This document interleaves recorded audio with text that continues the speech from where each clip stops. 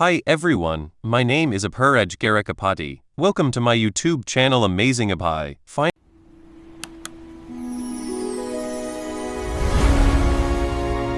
Don't just hear the story, enter it.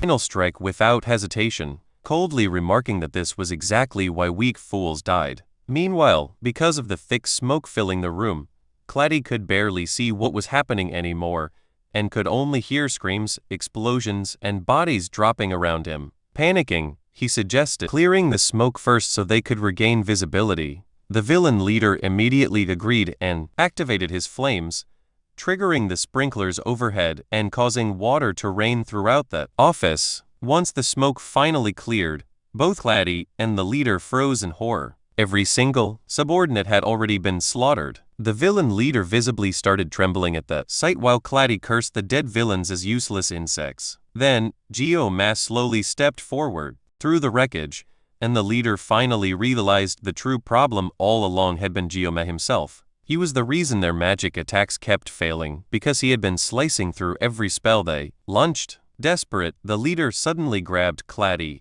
and held him hostage, threatening Geo-ma not to come any closer unless he wanted the elder dead. Claddy himself looked completely confused and panicked by the situation. While Geo-ma's knife slowly began glowing ominously, the villain leader's voice trembled as he desperately insisted he was serious about killing Claddy. Geo-ma's expression suddenly changed, and instead of concern, a faint smirk appeared on his face. Seeing that reaction made the leader panic even harder. Then, before anyone could move, a massive blast suddenly exploded through the office walls. A mysterious black-cloaked figure stepped into the room, while calmly remarking that the hostage situation was being handled incorrectly. The villain leader instantly recognized the newcomer and angrily demanded to know what took him so long since everyone had been waiting for him. Geo-ma, meanwhile, immediately became alert the moment he sensed the presence of this unknown figure. The villain leader grinned and referred to the newcomer as the professor.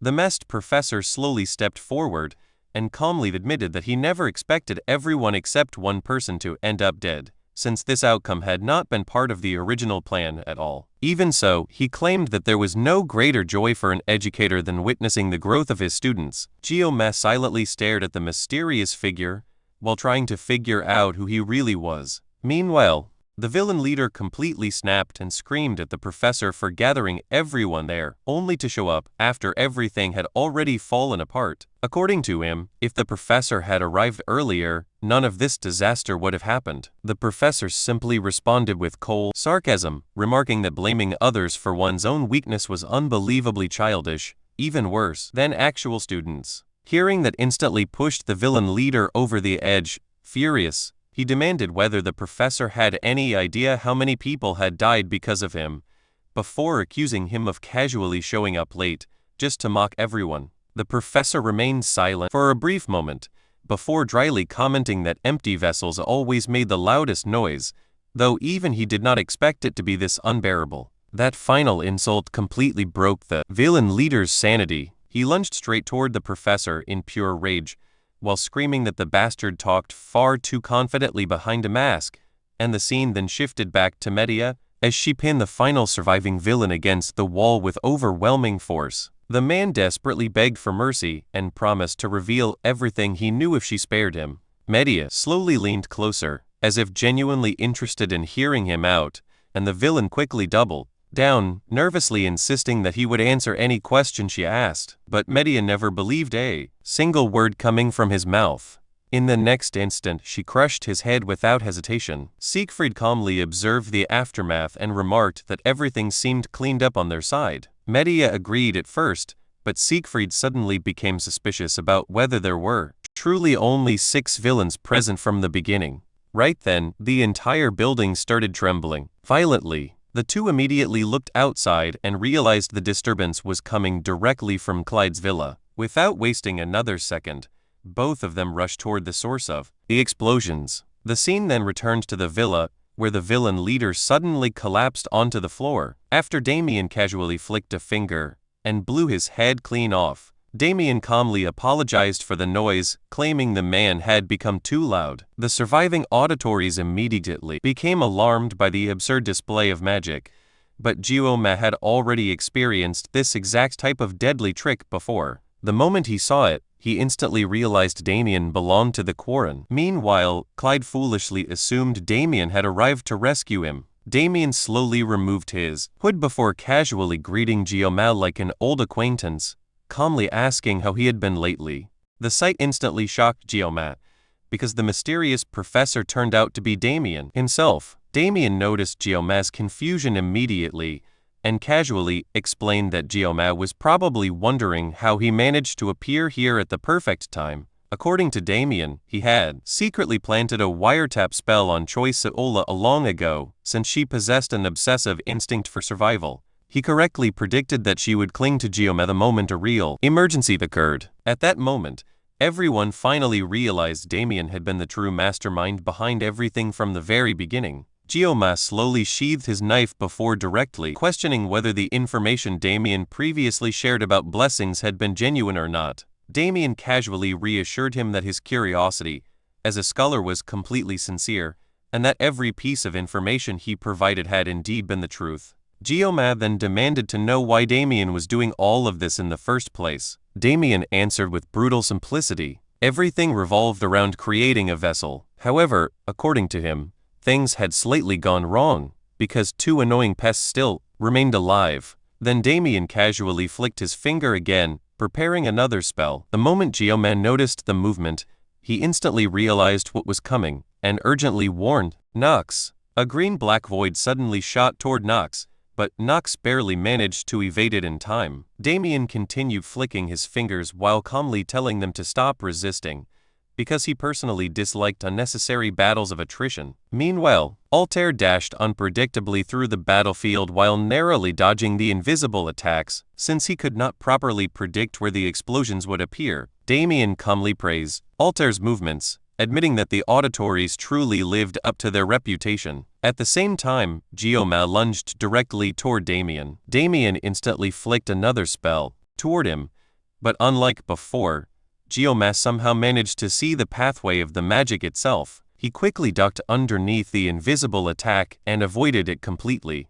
Damien became intrigued by this reaction, and casually remarked that even if Geoma lost a few limbs, it would not matter much for using him as a vessel later. Still, Damien admitted he preferred obtaining Geoma in one piece, if possible. Then Damien activated several void-like detonations. Simultaneously, Altair narrowly dodged through the chaos, while frustratedly realizing this type of magic could not simply be cut apart because the explosions activated directly in the air itself. Geoma quickly explained that Damien's spell worked by detonating compressed air at targeted points. Even if they slashed through the spell itself, they would still get caught in the resulting explosion. Hearing that only made Altair mutter how absurdly mysterious magic truly was. Damien also looked genuinely surprised that Geoma understood the mechanics behind the attack so quickly. To Damien, Geoma really was different from everyone else. Damien unleashed another chain of detonations while remarking that Geoma almost seemed capable of seeing everything around him. The villa violently trembled from the non-stop explosions,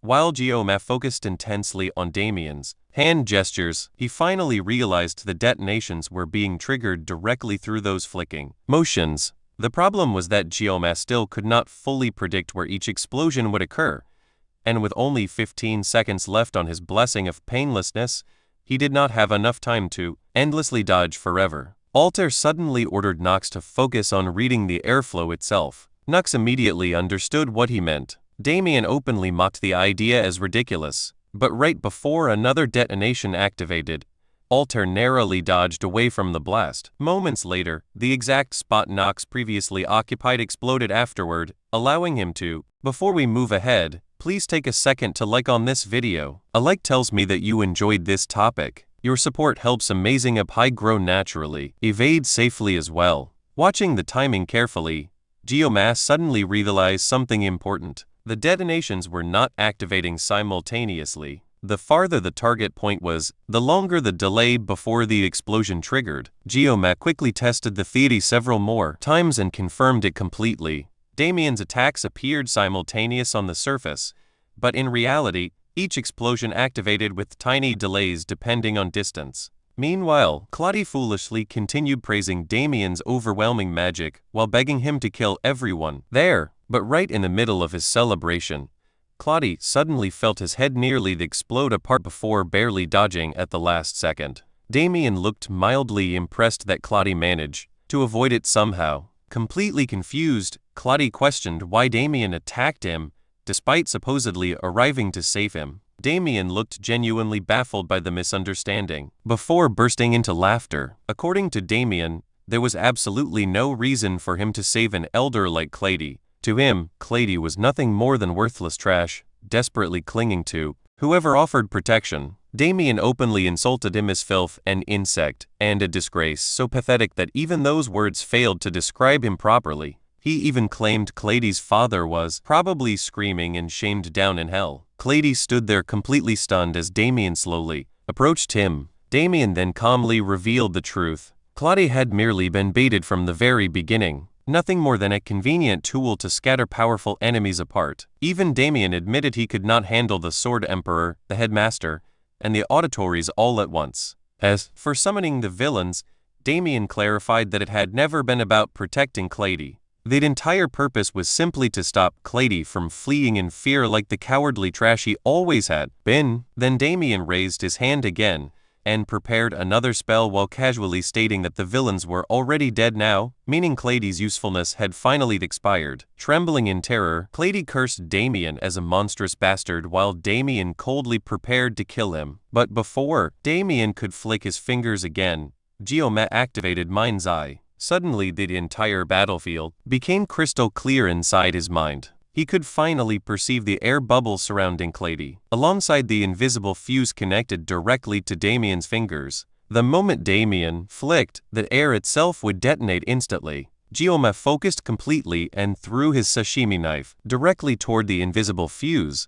Damien flicked his finger immediately afterward, but nothing happened. Claudia stared in complete confusion while Damien repeatedly flicked his fingers in frustration without triggering a single explosion. The atmosphere instantly turned awkward as everyone watched Damien silently fail over and over again. Then Geomet calmly pulled back his knife, using the cord attached to its hilt. Damien immediately noticed what had happened, and finally realized Geomet had severed the invisible connection itself. Geomet slowly stepped forward afterward, and coldly declared that Claudia's head belonged to him for the first time since arriving. Damien visibly felt uneasy hearing Geomet say his name so calmly. Then Geomet openly declared that he would personally cut Damien down. Damien could not understand how Geomet kept interfering with his magic, so he immediately tried again, while convincing himself the previous failure had simply been luck. But the moment he flicked his fingers once more, Geomet reacted instantly. Thanks to the extreme sensitivity granted by the blessing of the sword god,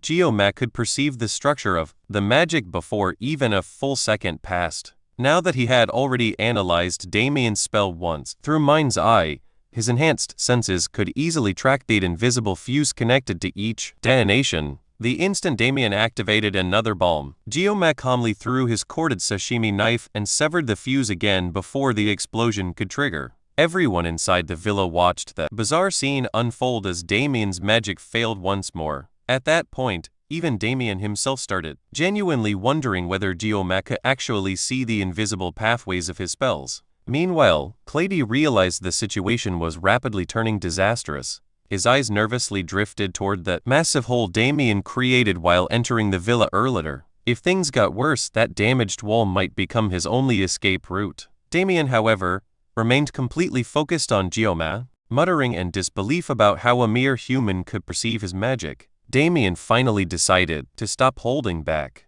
Using both hands now, he summoned a huge number of detonations at once, and mockingly challenged Geomet to keep up. If Geomet truly could see everything, then he was welcome to watch all he wanted. The real question was whether he could handle countless attacks simultaneously. Damien fully intended to blow the entire villa apart in one overwhelming chain reaction, but Geomet simply moved his arm once. With a swift motion of his corded knife, he sliced through every single fuse connecting the bombs before they could activate. Then he casually caught the returning blade in his hand again. Damien stood there speechless, unable to process the absurdity unfolding right in front of him. Desperate, he immediately started summoning even more bombs, recklessly, convincing himself that if even a single explosion activated, the rest would chain together automatically. Yet Geomat continued effortlessly cutting every fuse apart with the exact same method. Using nothing more than his corded sashimi knife, he rendered Damien's supposedly overwhelming magic completely useless. Silence slowly settled over the ruined villa as both of them stood facing each other. Then Damien completely lost his composure. Like a madman,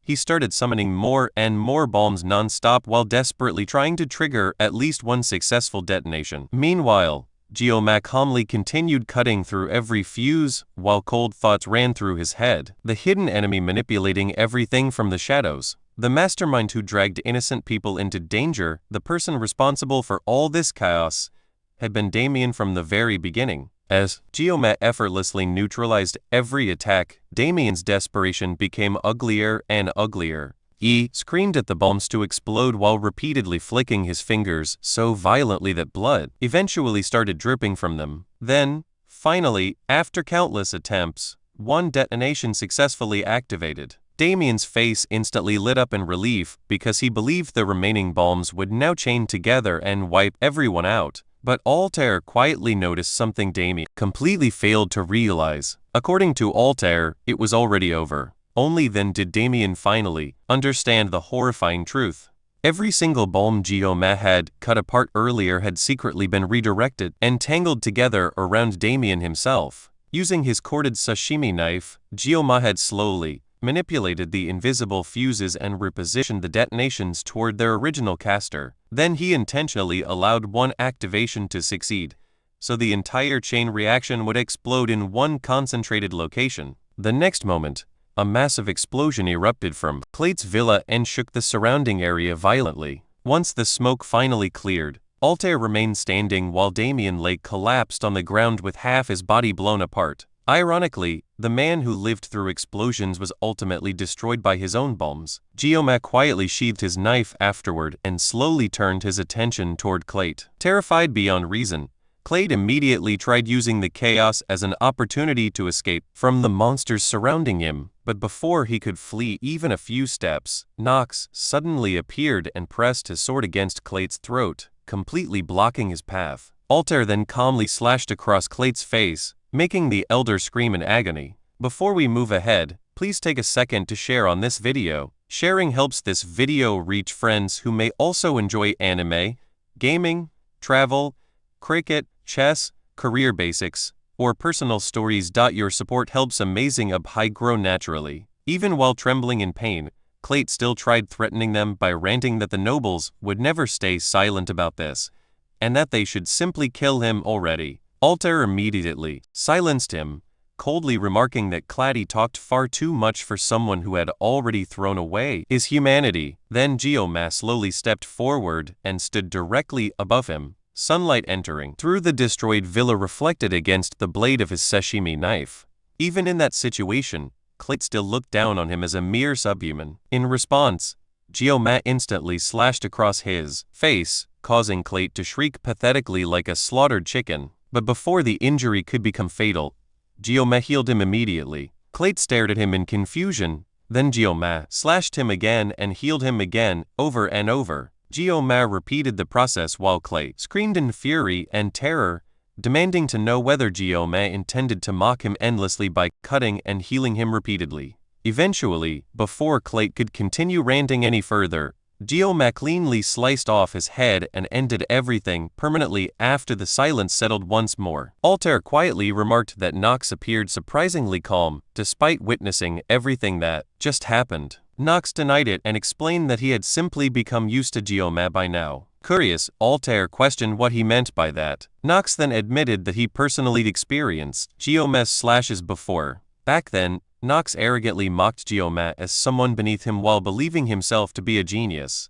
Yet despite all his pride, he could not even leave a scratch on Geomat. At the time, the humiliation filled him with anger. But now he finally understood the truth. According to Nox, Clate once claimed that Kang Geomat alone possessed more power than the entire auditory family combined. Back then, Nox dismissed those words as nonsense. But after witnessing everything tonight, he no longer had any choice except to accept it.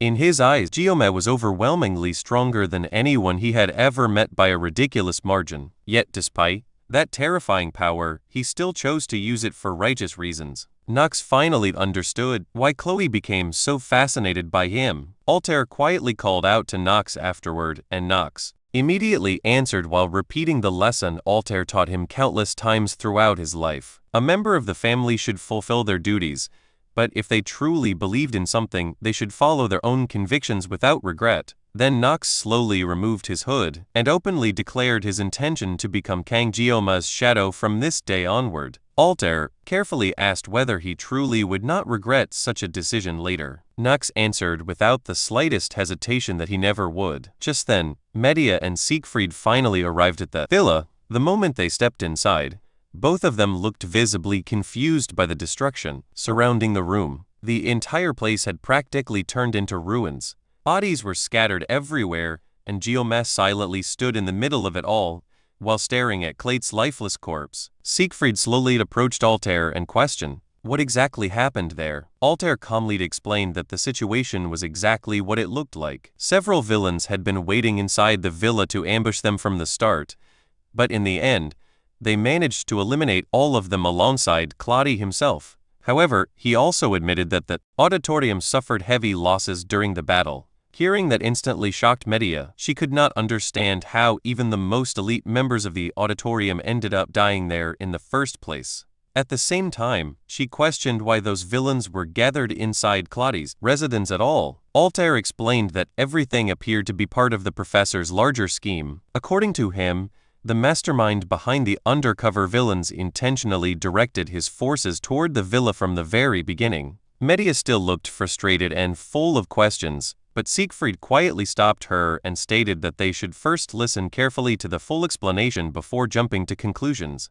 Sometime later, after the situation settled slightly, Altair fully explained everything that happened inside the villa, and how nearly every event appeared to have been orchestrated according to the professor's plan. Hearing the entire story only made Medea realize how insane the whole situation truly was. Meanwhile, Siegfried quietly stared at the lifeless bodies around the villa, while his thoughts drifted back to the moment Geoma defeated Ager in the past. In Siegfried's eyes, Geoma resembled a sword that lacked emotion and stood beyond ordinary morality itself, a blade capable of cutting through anything without hesitation. Altair eventually broke the silence and admitted that Geoma's talent was undeniable. However, he also warned that a blade without direction could eventually become a disaster simply by existing.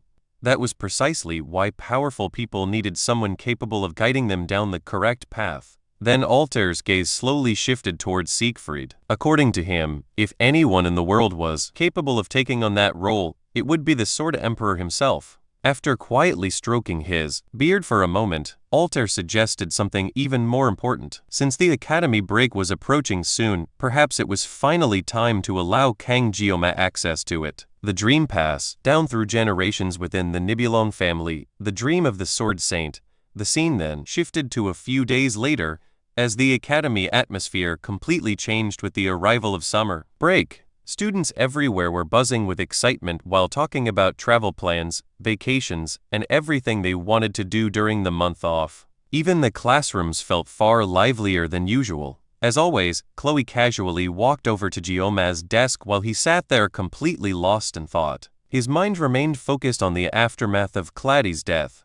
Both the headmistress and the Sword Emperor promised they would handle everything from there, but Geoma understood better than anyone that covering up an incident involving the death of an elder would never be simple. Thankfully, there was already overwhelming evidence connecting Claude to the villains, which at least gave them leverage to work with. Right then, Geoma noticed Chloe standing nearby, and she immediately started acting clingy again, clearly unhappy about being separated from him during the break. Geoma quietly stayed silent until another presence suddenly approached his desk. It was Ryoso. Chloe instantly became concerned and asked whether she was fully recovered now. Meanwhile, the moment Ryoso saw Geoma, she visibly flustered and awkwardly remarked that he was unusually early today. She reassured Chloe that she was mostly fine now, though Chloe still fussed over her and reminded her to keep taking her medication properly. Ryoso then sat beside Gyoma, and he casually asked what the hospital doctors told her. According to Ryoso, she still needed to continue regular treatment visits for a while longer. Gyoma then asked whether she planned to return to Japan for treatment during the summer break, catching her slightly off guard with the sudden question. Curious herself, she immediately asked what Gyoma planned to do during the break. Gyoma answered honestly that he did not have anything specific planned and was considering simply staying around the academy the entire month. Both girls looked genuinely shocked hearing that. To them, spending an entire summer break alone at the academy sounded ridiculous, but Gyoma calmly admitted that he really had nowhere else to go anyway. Ryoso quietly stared at him for a moment afterward, before mentioning that his appearance somehow looked slightly different lately. She especially noticed that there seemed to be more white hair mixed into his hair now. Hearing that immediately pulled Gyoma back into his thoughts. Ever since the night he killed Claddy, subtle changes had continued appearing throughout his body. After returning to his dorm that night, Gyoma noticed it while staring into the mirror after taking a shower. Day by day, his appearance kept changing little by little. His hands were now covered in thick calluses as well. In his previous life, calluses symbolized growth earned through training and hard work, but now those rough hands existed because he had taken countless lives with them. Even so, Gyoma felt no guilt over killing those people, because every single one of them deserved their deaths. Yet despite that certainty, and uncomfortable feelings still lingered deep inside him. Lately, Gyoma noticed that he no longer hesitated when using his knife at all. At first, he assumed the blessings were influencing him, but now it had gone beyond that point. His body reacted before his thoughts even caught up. This was no longer simply the effect of a blessing. It felt like something rooted within the body itself. That realization led Gyoma toward the question haunting him more and more lately. What exactly was this body? Who truly was Kang Gyoma? Even his supposed parents vanished without leaving behind a single trace, almost as if they never existed in the first place. The more Gyoma thought about it, the more he questioned who he actually was in this world. Meanwhile, Ryoso repeatedly called his name,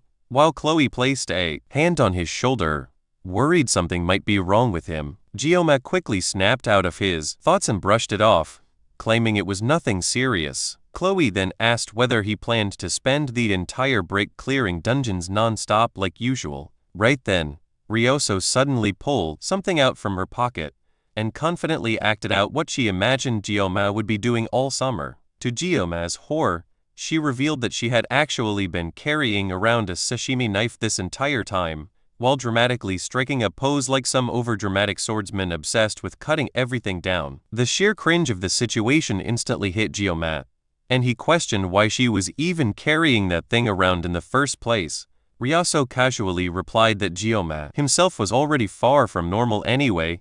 Hearing that unexpectedly reminded Gyoma of Altair's warning that monsters often believe themselves to be ordinary. After thinking about it for a second, before we move ahead, please take a second to like on this video. A like tells me that you enjoyed this topic. Your support helps Amazing Up grow naturally. Gyoma quietly asked Ryoso whether she genuinely believed he was abnormal. Without hesitation, she immediately confirmed it completely. Chloe also agreed right away, pointing out that pretty much every student in the academy already knew Gyoma was nowhere near ordinary anymore. Hearing both of them say it so naturally honestly embarrassed Gyoma a little. At the same time, Altair's warning echoed inside his mind once again, telling him not to become a monster, trying to shift away from those thoughts. Gyoma casually mentioned that maybe he should simply rest during the break instead. The moment Ryoso heard that, she immediately tried working up the courage to suggest staying with him at the academy during summer break. Unfortunately for her,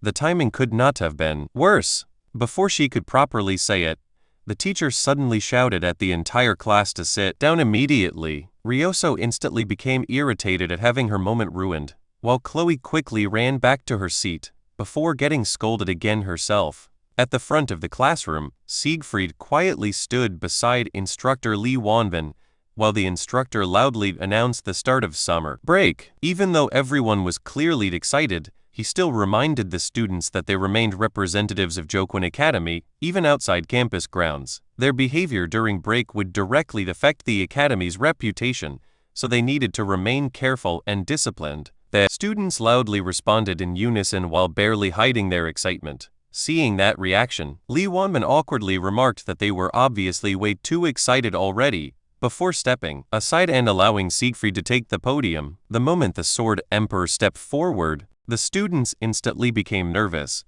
fully expecting some painfully long lecture to ruin the mood. Instead, Siegfried simply cleared his throat once, before calmly declaring that only clueless old fools talked longer than necessary. Then he straightforwardly told the students he hoped to see their growth next semester, and ended the speech immediately afterward. The entire classroom exploded into cheers the second they realized that was the full speech, and the excitement for summer break instantly reached its peak. Once the lecture finally ended and the students began leaving one by one, Chloe politely bowed toward Geomat and wished him a good summer vacation. Geomat quietly returned the gesture, and Chloe happily thanked him before preparing to leave. Right then, Geomat noticed Nox standing near the entrance of the hall, with a faint smile. Nox told Chloe that he was looking forward to seeing her growth in the future and wished her a pleasant break as well. Hearing praise from someone like Nox instantly excited Chloe, and she quickly ran off while energetically waving goodbye to everyone around her. At the same time, Ryozo suddenly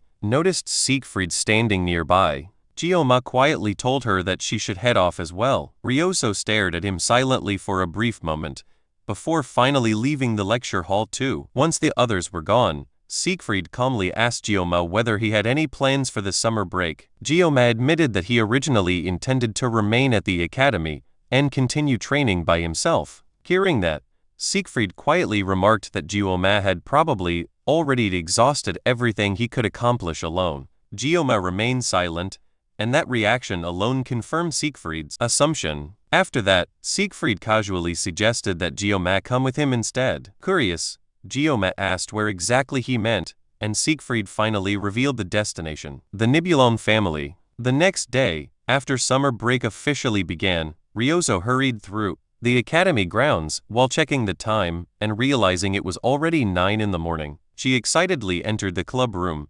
expecting to see Geomat there, but the room was completely empty. Thinking he might be somewhere else, she quickly checked the lecture halls as well, yet there was still no sign of him anywhere. Eventually, Ryozo ended up sitting outside, alone on a bench, while quietly complaining to herself that he was nowhere to be found. She clearly remembered Geoma mentioning that he planned to stay at the academy during the break, which was exactly why she cancelled all her own plans and decided not to return home to Japan. Trying to contact him, she sent Geoma a message asking whether he was awake yet, but the message never even went through. While waiting, she suddenly remembered how close she leaned toward him recently and instantly became embarrassed all over again. On top of that, she still had not properly thanked him for everything he had done. After struggling with herself for a while, Ryozo finally gathered enough courage to head toward the male dormitory. Even then, she still looked incredibly nervous while walking through the halls. Eventually, she stopped directly in front of Geoma's room. Her face burned with embarrassment, and she immediately started blaming Geoma internally for not replying to her messages. With trembling hands, Ryozo slowly reached out toward the door, preparing to knock, but at the very last second, she stopped herself, quietly turning away. She started convincing herself that Geoma was probably just exhausted after everything that happened recently. Since the festival, he barely had any proper rest at all. Besides, it was only the first day of summer break anyway, so naturally, he probably wanted to sleep in for once. Ryozo softly muttered to herself that she could wait. After all, she had plenty of time. Meanwhile, Geoma was already sitting inside a bus parked just outside the academy grounds, while the other passengers chatted casually around him. Geoma stayed quiet and lost in thought. Strangely enough, despite everything he had survived recently, the idea of going abroad still made him nervous. His thoughts drifted back to the conversation he had with Siegfried the previous day. At first, Geoma looked genuinely surprised after hearing that the Sword Emperor wanted him to accompany him back to the Nibelung family territory. Siegfried explained that since Geoma was destined to succeed him someday, it was finally time to begin teaching him properly. According to him, Geoma could simply think of the trip as transitional training. However, there was an even more important reason behind the invitation. Although they possessed enough evidence to justify Cletty's execution, the Council of Elders would eventually discover Geoma's involvement in the incident. During summer break, with fewer people around the academy, it would become the perfect opportunity for enemies to move against him. Even though the auditors were doing everything possible to suppress the information, Siegfried admitted, it was only a matter of time before the truth leaked out completely. Since stopping the rumors entirely was impossible, the safest option for Geoma was to temporarily disappear somewhere the elders could not easily reach. That place was the Nibelung family domain. Geoma immediately understood how absurdly secure that territory truly was. The Nibelung family had protected heroes for over 700 years and was even considered the birthplace of the first sword himself, Aaron Nibelung. In the game, Geoma only briefly saw Castle Sigurdor, yet even from that glimpse alone, it felt more like a small independent nation than a simple family to state. Inside that territory, the Sword Emperor's authority practically functioned as absolute law. Only a complete lunatic would ever consider invading a place like that. After thinking everything through, Geoma realized Siegfried was right. Heading there during the summer was the smartest decision possible, so he accepted the offer. Siegfried then prepared to leave and advise Geoma to depart alone the next day, while avoiding all communication devices, including his phone, until he safely arrived at the Nibelung territory. Curious, Geoma asked how exactly he was supposed to navigate all the way there by himself.